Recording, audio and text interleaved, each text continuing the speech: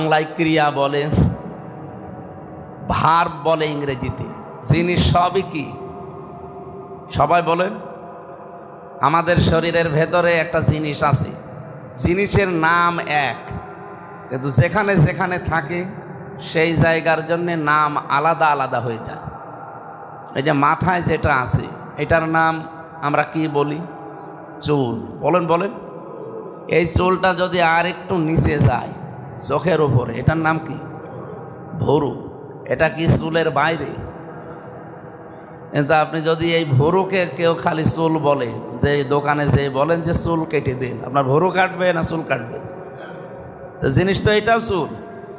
এরপরে যেইটা আছে মোষ, পুরুষের, মহিলাদের বাদ দিলাম।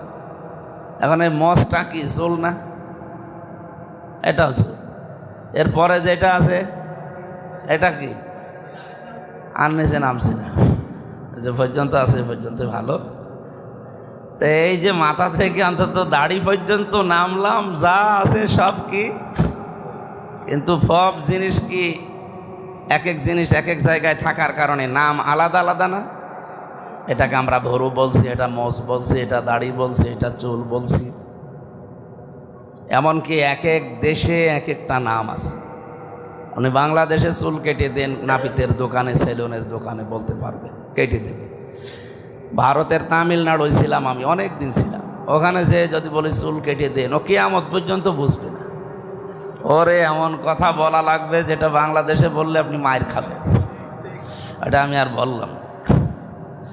আমি অনেক দিন থাকার কারণে চুল যেহেতু বড় হয়ে গেছে, আর তামিলদের ভাষা আমি এমনিই বুঝি না। আস্তে আস্তে কিছু আয়ত্ত করেছিলাম। এক দোকানে আমি একা একা গেছি, যে বলছি চুল কেটে দেন, ও বুঝবে। ইংরেজিতে বললাম যে হেয়ার, ও ছাতা কিছুই বুঝে। এখন ওর ভাষা দিয়ে ওরে বলা লাগবে। শেষে বললাম চুল কাটার আমার দরকার নেই, আমি চলে যাই। সম্মানিত মুসল্লিরা, আমরা কোরআনে কারিম থেকে কথা শোনার জন্য যেহেতু বসে আছি, রজব মাসে গুরুত্বপূর্ণ সময় চলছে আমাদের জীবনে। নবীজির দোয়া ছিল এই মাসে, আল্লাহুম্মা বারিক লানা ফি রজবা ওয়া শাবান ওয়া বাল্লিগনা রমাদান। রজব আর শাবানের প্রত্যেকটা মুহূর্ত বরকতের, আল্লাহ বরকত আমাদের দান করেন, আর রমজান পর্যন্ত আমাদের হায়াতটা পৌঁছিয়ে দেন, আমরা যেন ইবাদত বন্দেগী আরও বেশি করতে পারি। এখানে যে শব্দটা আমরা ব্যাখ্যা করার জন্যে কোরআন থেকে তুলে আনলাম, তার নাম আতিউ। কি বলেন তো? এই শব্দটা আল্লাহ নিজের নামে আর রাসূলের নামে দিয়েছেন। কোরআনে আপনি যেখানেই দেখবেন আল্লাহ নিজের নামে, রাসূলের নামে আতিউ শব্দ দিয়েছেন। কিন্তু যেখানে আল্লাহ রসুলের পরে কোনো নাম আছে, যেমন এখানে আছে উলিল আমরি মিনকুম, এটার বাংলা অর্থ দায়িত্বশীল, নেতা, নেতৃত্ব যারা তোমাদেরকে দেবে আল্লাহ রসুলের পরে। যেহেতু রসুল্লাহ তো কিয়ামত পর্যন্ত থাকবে না, কিন্তু এই আয়াত কিয়ামত পর্যন্ত থাকবে না, নেতৃত্ব তো দেওয়া লাগবে পরবর্তীতে।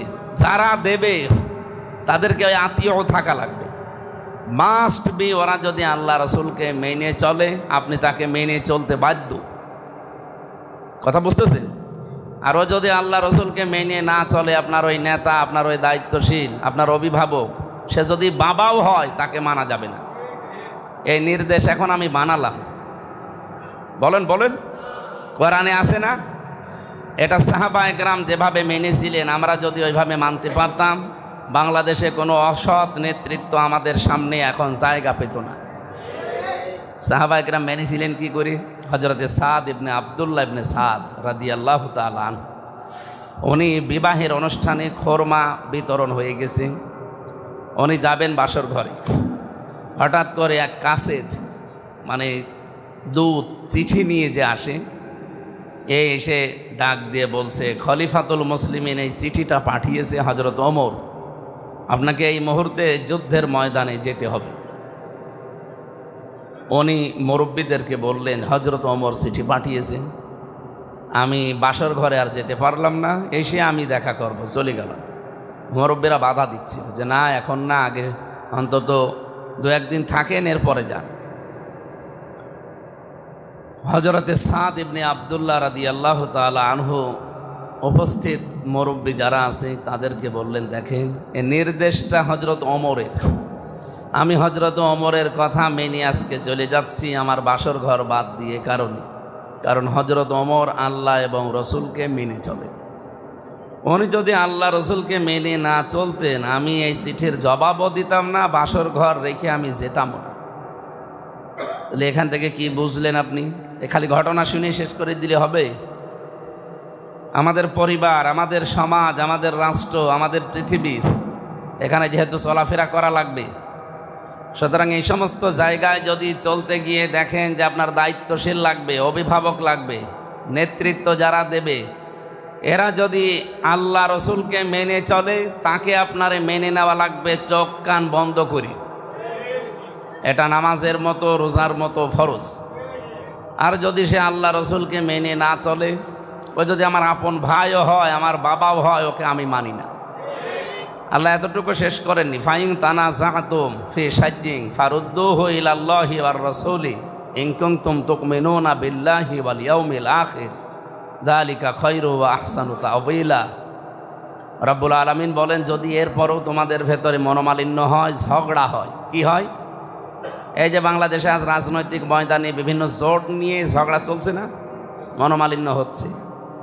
আল্লাহ তাআলা বলেন, যদি কোনো জায়গায় ঝামেলা দেখো যে ঝগড়া তৈরি হয়ে গেছে, মনোমালিন্য চলছে, কি করবা? ফি শাইইন, পৃথিবীর যে কোনো বিষয়, এখন জোট নিয়ে ঝগড়া চলছে, আসন ভাগাভাগি নিয়ে, এটা চলছে কিনা বলে? এর সমাধান যদি কোরআনে না থাকে, তাহলে কোরআন কেমন?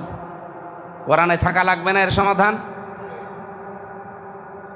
বিশ্বনবী মুহাম্মদুর রাসূলুল্লাহকে আল্লাহ বলছেন ফি শাইইন, আপনার উম্মতকে বলেন যে কোনো বিষয়ে যদি তানাযাতুম, তোমাদের ভেতরে মনোমালিন্য হয়, ঝগড়া হয়, হাতাহাতি পর্যন্ত হয়ে যায়, কি করবা তোমরা? ফারুদ্দুহু, তোমরা ফিরে যাও, ইলাল্লাহি ওয়ার রাসূলি, আল্লাহ এবং তার রসুলের বিধানের দিকে। আপনি এখন কোরআনে খোঁজ করে দেখবেন আল্লাহ রসুলের বিধানে এই আসন বন্টন নিয়ে কোনো কথা আছে কিনা। সূরা হুজুরতে পাবেন। কি করে আপনি আসন বন্টন করবেন, মানুষের ভেতরে দায়িত্ব ভাগ করবেন, এই নিয়মটা সূরা হুজুরতে দেওয়া আছে। আমার মনে হয় এখন যে ঝামেলা চলছে, এটা সূরা হুজুরত যদি আমরা পড়িয়ে যদি বিশ্বাস করতাম, এই ঝামেলা থাকতো না। কিন্তু এখন কিছু মানুষ হয় যে মানে সব মানি তাল গাছ, এইটা করলে তো কিয়ামত হয়ে যাবে। এই জন্য যারা আছে 10 দল হোক, 11 দল হোক, আর 20 দল হোক, সবাইকে বলবো যাদের এরকম সমস্যা হবে বা পড়বেন, যেহেতু এখন 11 দল সমস্যায় পড়েছে, আগামীতে তো 20 দলও সমস্যায় পড়তে পারে না, পারে না? 14 দল ছিল, তাদেরও সমস্যা ছিল না? যদি এরকম সমস্যা 20 দলের, 14 দলের, 11 দলের হয়ে থাকে, আল্লাহ বলেন আমার নিয়মে আসো, ইন কুনতুম তুমিনুনা বিল্লাহি ওয়াল ইয়াউমিল আখির, যদি আল্লাহ এবং পরকালে বিশ্বাস করে থাকো। আমাদের বিশ্বাস আছে তো? হ্যাঁ, যাদের বিশ্বাস আছে তাদের এই ফর্মুলায় যাওয়া লাগবে, তাছাড়া সমাধান করার কোনো বুদ্ধি নেই। যালিকা খায়রু ওয়া আহসানু তা'ওয়িলা, এইটাই তোমাদের জন্য উত্তম ফায়সালা। কারণ এই ফায়সালা আমির হামজা দেয় কে? বিশ্বনবী মুহাম্মদুর রাসূলুল্লাহকে আল্লাহ ধরা দেখলেন যে অশান্ত, এ শান্ত করা লাগবে। নিয়ে গেলেন এখান থেকে বোরাকে করে সিদরাতুল মুনতাহা পর্যন্ত। সিদরাতুন শব্দের শাব্দিক অর্থ বড়ই গাছ, বড়ই চেনেন? কুল, কুল, কুল গাছ। আর মুনতাহা মানে শেষ সীমানা। এখানে নিয়ে জিবরাইল থেমে গেছে। ওখান থেকে আরেকটা জান এসেছে, কুদরতের বিছানা বলা হয়, তার নাম রফরফ। কোরআনে সূরা রহমানের ভেতরে আল্লাহ এই শব্দটা দিয়েছেন, মুত্তাকিইনা আলা রফরফিন খুদরি ওয়া আবকারিয়্যিন হিসান। মুত্তাকিরা কিয়ামতের দিন এই যে রফরফ নামক একটা জান, কুদরতের বিছানা, এর গতি এই বোরাকের চাইতেও আরও বেশি। বোরাক যায় এক এক সেকেন্ডে 1,86,000 মাইল সেকেন্ডে, আর ওইটা এর কমপক্ষে 27 গুণ বেশি দ্রুত গতি সম্পন্ন একটা বিছানা, রফরফ নাম। কিয়ামতের দিন আল্লাহ মানুষকে যখন জান্নাতে দেবে, জান্নাতি বান্দা বান্দি যারা মুত্তাকি, তাদেরকে এই রফরফ নামক বিছানায় চড়িয়ে জান্নাত পর্যন্ত পৌঁছিয়ে দেবে। নবীজি একা ওঠেন নাই, আমরা উঠতে পারবো যদি আমাদের যোগ্যতা এরকম হয়। ওখান থেকে নিয়ে গেলেন আরশ মহল্লা, দেখলেন বিভিন্ন কুদরতের যত নিদর্শন, কোন পাপ করলে কি শাস্তি হচ্ছে এগুলো আল্লাহ তাকে দেখালেন। যে সুদ খেলে কি হয়, জেনা করলে কি হয়, গিবত করলে কি হয়, এগুলো দেখালেন। দেখিয়ে হাউজে কাউসার দেখালেন, জান্নাত জাহান্নাম যা ছিল সব দেখিয়ে লিনুরিয়াহু মিন আয়াতিনা, আল্লাহর সব নিদর্শনগুলো দেখিয়ে এবার বসালেন তার ল্যাবরেটরিতে, গবেষণাগার যেটাই বলেন। এখানে বসিয়ে মহান আল্লাহ তাকে 27 বছর হাতে কলমে শিখালেন যে পৃথিবী শান্ত করা লাগবে। অশান্ত হয়ে গেছে, মারামারি, হানাহানি, চোর ডাকাতি, জেনা, ব্যবসা, মানুষের সম্পদ দখল করা, লুণ্ঠন করা চলছে। এটা বন্ধ করতে হলে 27টা বছর আপনাকে আমার কাছে, আমার গবেষণাগারে বসে 14টা জিনিস আমি আপনাকে শিখাবো। কয়টা? এটা সূরা বানী ইসরাইলের 23 থেকে 38। এই 14টা জিনিস তাকে শিখিয়ে বললেন, হে মুহাম্মদ সাল্লাল্লাহু আলাইহি ওয়াসাল্লাম, আপনি যান, এবার দুনিয়ার জীবনে চলে যান। আপনি এই 14টা বিষয় যদি অ্যাপ্লাই করতে পারেন, আমি আল্লাহ কথা দিচ্ছি দুনিয়াটা মিনি জান্নাত হয়ে যাবে। আমাদের এই বাংলাদেশ এখন যে অশান্ত, চুরি ডাকাতি, এমনকি মানুষের জীবনের কোনো নিরাপত্তা নেই। সেই এরশাদ চাচা বলেছিল না যে ঘরের ভেতরে থাকলে খুন হয়ে যাচ্ছি আর বাইরে গেলে গুম হয়ে যাচ্ছে, সে অবস্থা চলছে না? আমরাও তো এরকম আতঙ্কে আছি। আমরা এই আতঙ্কে আর থাকতে চাই না। আমার জমি দখল হয়ে যায়, আমার প্রতিষ্ঠান থেকে চাঁদাবাজি করে বিভিন্ন নামে। নাম দিয়েছে কি যে আপনি মসজিদে 5 লাখ টাকা দেন, মসজিদের নাম দিয়েছে, মাদ্রাসায় 10 লাখ টাকা দেন। নাম তো এতিমখানা, নাম মসজিদ, মাদ্রাসা, কিন্তু টাকাগুলো ওখানে 2000 দিলে বাকি 98,000 টাকা আল্লাহর ওলিরা খেয়ে ফেলে। তো নিয়েছে কিসের নাম বলে দেখেছেন? এগুলো কুষ্টিয়ার বিভিন্ন জায়গায় চলছে না চলছে না? শুধু কুষ্টিয়ায় না, সারা দেশে অবস্থা একই। এগুলো যারা করছেন এটা বন্ধ হওয়ার জন্য এই রজব মাসের এই 26 তারিখে, আজকে রাতেই নবীকে আল্লাহ নিয়েছিলেন। এই রাতে আমাদের শিক্ষা নেওয়া দরকার আগামীর বাংলাদেশ এই 14টা কর্মসূচির আলোকে সাজানো। যারা সাজাতে চায় আমরা তাদের সাথে আছি, যারা সাজাতে চায় না তারা এই মসজিদে নামাজ পড়েই কি আর নামাজ না পড়েই কি। নবীজিকে আল্লাহ এবার 3টা জিনিস হাদিয়া দিলেন। কয়টা? 1 নম্বরে তাকে হাদিয়া দিয়েছিলেন 50 ওয়াক্ত নামাজ। মুসা নবীকে দেখা হয়েছিল 6ষ্ঠ আসমানে, বারবার তিনি ফেরত দিচ্ছিলেন। 9 বারে 5 নং 45 ওয়াক্ত তিনি কমিয়ে দিয়েছেন। পরবর্তীতে উনি বললেন যে আপনি আবার যান, দেখেন 2-1 ওয়াক্ত কমে কিনা। উনি বললেন যে আমার লজ্জা করছে। আল্লাহ রাব্বুল আলামিন তাকে ওই সময় জানিয়েছিলেন, সূরা কফের 29 নম্বর আয়াতে এটা আছে, মা ইউবাদদালুল কওলু লাদাইয়া ওয়া মা আনা বিযাল্লামিল লিল আবিদ। আমার সিদ্ধান্ত আমি পরিবর্তন করি না, আমি যা বলেছি একবার ওইটাই হবে। আমি তো বলেই দিয়েছি 50 ওয়াক্ত, কিন্তু আপনার কনসিডারের কারণে আমি কমিয়েছি, আমি কমাতাম না। আপনার কথাবার্তারা বারবার আপনি ফিরে আসেন, আপনার দিকে তাকিয়ে আমি কমিয়েছি, এই 5 ওয়াক্তে রাখলাম। আপনার উম্মতকে যে বলবেন যদি হক আদায় করে এই 5 ওয়াক্ত নামাজ তারা পড়তে পারে, আমি 50 ওয়াক্ত নামাজের সওয়াব দেব।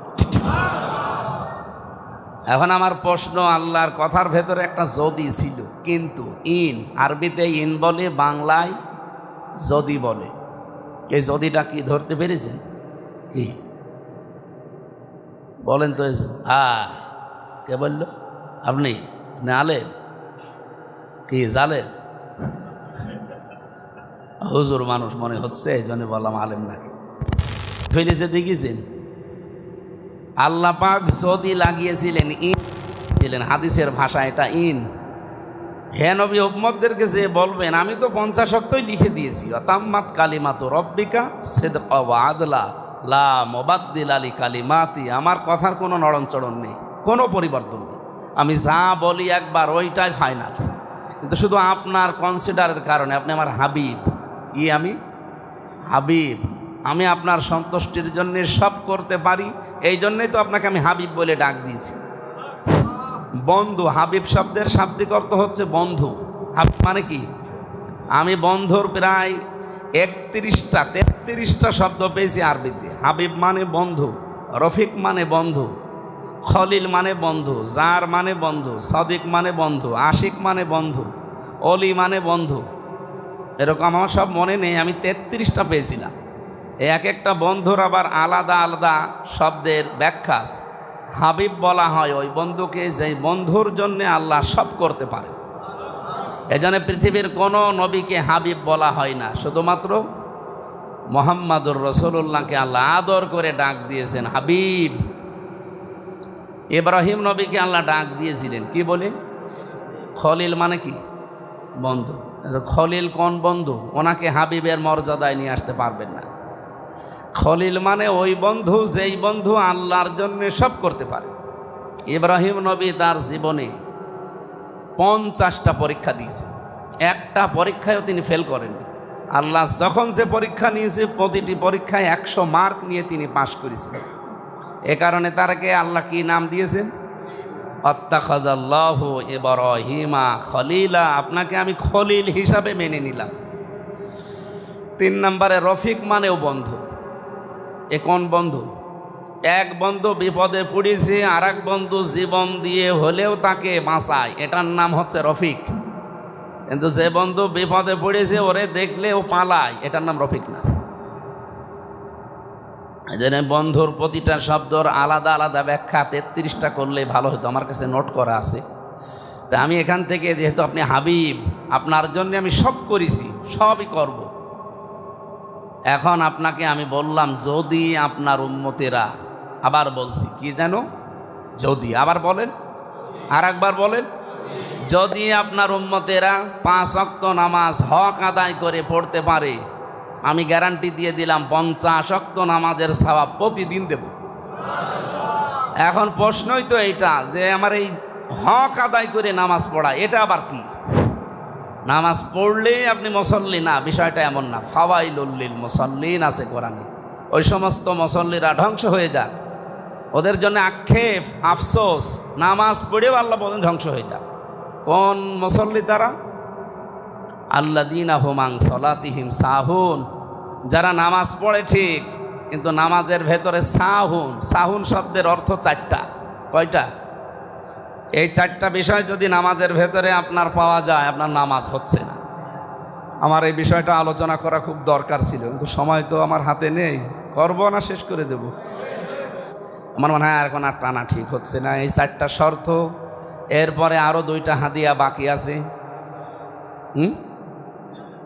এটা বলে মেনে নিতে পারবেন তো? হ্যাঁ, একটাই বলছি, 1, 2, 3 বাদ দিলাম, 4 নাম্বারটা বলছি, কারণ এটাই খুব বেশি দরকার এখন। আপনি যার পেছনে নামাজ পড়বেন ওই লোকটা আপনার চাইতে কমপক্ষে ভালো হওয়া লাগবে। এই মসজিদের যিনি ইমাম আছে, এটা তো নাকি এইটা, এনার মাথা থেকে পা পর্যন্ত আমরা কিন্তু দেখে নিয়েছি। আপনার বাড়ি কোথায়? সাতক্ষীরা থেকে এসেছে, ইমামতি করছে। মাথা থেকে পা পর্যন্ত দেখে নিয়েছি। যদি দাড়ি কাটা থাকতো নিতাম? কুষ্টিয়ার মানুষ নিতেন বলেন? এমনকি খোঁজ খবরও আমরা নিয়েছি যে ওনার বউ পর্দায় থাকে কিনা। যদি শুনতাম যে ওনার বউ এনজিও চাকরি করে, বলতাম ও ইমামতি হবে না। বা ওনার বউ বেপর্দায় চলে, ওনারে আমরা ইমামতিতে নিতাম। কুষ্টিয়াবাসীর রেকর্ড হচ্ছে, কিন্তু এ শুধু সদর থানায় থাকবে না, এ সারা বাংলাদেশে চলে যাচ্ছে। সাতক্ষীরা থেকে আল্লাহরে বান্দা একজন আলেম মানুষ এসেছে, ওনার মাথা থেকে পা পর্যন্ত দেখে নিলাম, সুন্নতের পাবন্দি পুরাটা। এমনকি ওনার পরিবার পর্দায় থাকে কিনা এটাও দেখে নিলাম। আপনি এখন বলেন, এখন সকালবেলা ফজরের নামাজ পড়তে এসে যদি দেখেন যে উনি দাড়ি কেটে সফাং সফা নামাজ পড়বেন, কি বলবেন? হুজুর আপনি দাড়ি কাটলেন কেন? উনি যদি বলে আরে বেটা তোরও তো দাড়ি নেই, তুই তো সকালবেলা সেভ করে এসেছিস, কি বলবে ওই দাড়ি কাটা মুসল্লি? হুজুর দাড়ি ছাড়া মুসল্লি হওয়া যায়, কিন্তু দাড়ি ছাড়া ইমাম হওয়া যাবে না। এই সিস্টেম আমাদের বাংলাদেশে আছে? নেই। কিছু কিছু এলাকায় আছে, কিন্তু আমাদের এই সমস্ত খুলনা, বরিশাল এই বিভাগগুলোতে নেই। দাড়ি কাটা মানুষ না, বিড়ি খাওয়া মানুষ যদি মসজিদ ঝাড় দেয় তাও ঝাড় দিতে দেয় না। কিন্তু অনেক এলাকায় বাংলাদেশে আমি পেয়েছি ওরা বিড়ি খেয়ে নামাজও পড়ায়। আপনি চট্টগ্রামে যান, সিলেটে যান, একজন আলেম পেয়েছিলাম মৌলানা, আমার আগে বক্তব্য দেবে, বিড়ি খেয়ে ফেলে দিয়ে না হামাদু কি গো ও কি খেয়ে গেল, অথচ বিশাল এক হুজুর, আমার কাছে ভাইরাল ছবি আছে।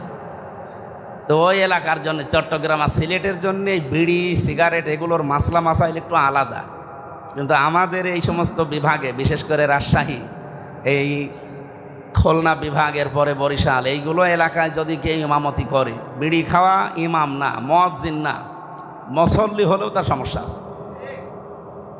আমার প্রশ্ন হচ্ছে, হক আদায় করে নামাজ আমরা পড়তে চাই, 50 ওয়াক্ত নামাজের সওয়াব নিতে চাই, এমনকি হাউসে কাউসার নবীর হাতে খেতে চাই, ঠিক আছে তো? তাহলে 1, 2, 3 কিন্তু আমি বলি নাই, ওগুলো আমরা সময় পেলে কোনো জায়গায় বলবো। তো 4 নাম্বারটা বললাম এই যে আমার চাইতে ওনার সুন্নতের পাবন্দি এবং সব দিক থেকে যোগ্যতা বেশি হওয়া লাগবে, তারপরে ওনার পেছনে আমার নামাজ হক আদায় করে হবে। এখন এটা শুধু খালি এই মসজিদের ভেতরেই শেষ, ওই যে ওয়াজআলনা লিল মুত্তাকিনা ইমামা বলা হয় না, এটা নামাজের ভেতরে দেখবেন, নামাজের পরেই ইমাম সাহেবরা পড়ে অনেকেই, ওয়াজআলনা লিল মুত্তাকিনা ইমামা, হে আল্লাহ তুমি আমাদের মুত্তাকিদের নেতা বানাও। কাদের নেতা?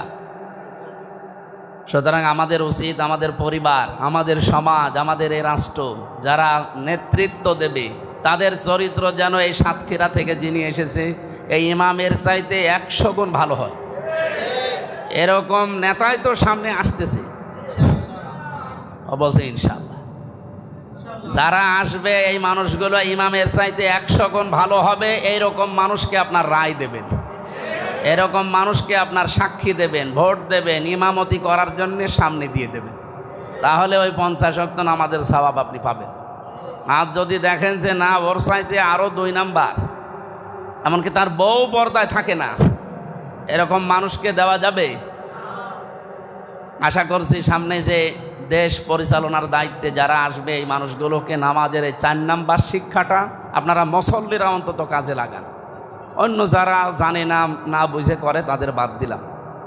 আমার মনে হয় 1, 2, 3 সবই বলার দরকার ছিল, কিন্তু আমি আর পারছি না, কারণ সময়ের দিকে খেয়াল করে আমার জানাজাটা ধরা লাগবে, আমার আবার জানাজা পড়ানো লাগবে। এই জন্য আজকের মতো শেষ করছি। আগামীতে যদি আবার আসি, এই আয়াত তো আর পাবো না, আবার কোনো জায়গায় কোনো বিষয়ে কথা বলবো ইনশাল্লাহ। যতটুকু বললাম আল্লাহ যেন আমাদেরকে মেনে চলার তৌফিক দেন, আমিন।